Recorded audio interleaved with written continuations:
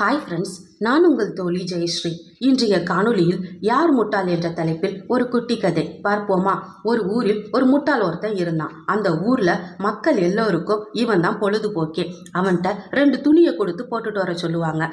காலில் போட வேண்டியதை மேலுக்கு போட்டுப்பான், மேலே போட வேண்டியதை காலில் போட்டு திணிச்சுக்கிட்டு வந்து நிற்பான். இதை பார்த்துட்டு எல்லாரும் கேலி பண்ணி சிரிப்பாங்க. அந்த ஊருக்கு யார் புதுசாக வந்தாலும் அவங்களுக்கு முன்னாடி இவனை கொண்டு போய் நிறுத்தி கேலி பண்ணி சிரிச்சிட்டு இருப்பாங்க.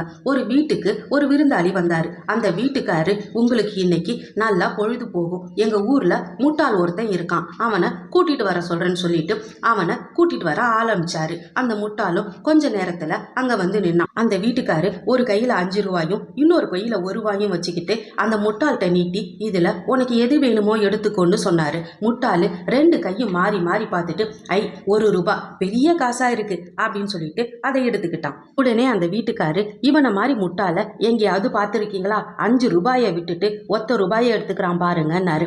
அந்த விருந்தாளியும் இவனோட விளையாடணும்னு நினைச்சாரு. தான் 2 கையும் நீட்டி ஒரு கையில வைர மோதிரத்தையும் இன்னொரு கையில 50 காசையும் வச்சு, இதுல உனக்கு எது வேணுமோ எடுத்துக்கோ அப்படின்னு சொன்னாரு. உடனே அந்த முட்டாளு 50 காசை எடுத்துக்கிட்டான். அந்த விருந்தாளி, ஏன் இப்படி முட்டாள்தனமா நடந்துக்கிற? வைர மோதிரம் எவ்வளோ விலை, அதை விட்டுட்டு ஏன் 50 காசை எடுத்துக்கிட்ட அப்படின்னு கேட்டாரு. உடனே அந்த முட்டாள், ஐயா, எல்லாரும் என்கிட்ட இந்த மாதிரி 2 கையை நீட்டி உனக்கு எது வேணுமோ எடுத்துக்கோ அப்படின்னு சொல்றப்ப விலை கம்மியா இருக்கிறத நான் எடுத்துக்கிறதுனால தான் திரும்பி திரும்பி என்கிட்ட வந்து இந்த மாதிரி விளையாடுறாங்க. அதனால எனக்கு ஒரு 4-5 ரூபாய் கிடைக்குது. நீங்க சொல்ற மாதிரி விலை அதிகமா இருக்கிறத எடுத்துக்கிட்டேன்னா அதுக்கப்புறம் யாரும் என்கிட்ட இந்த மாதிரி விளையாட மாட்டாங்கன்னு சொன்னாராம்.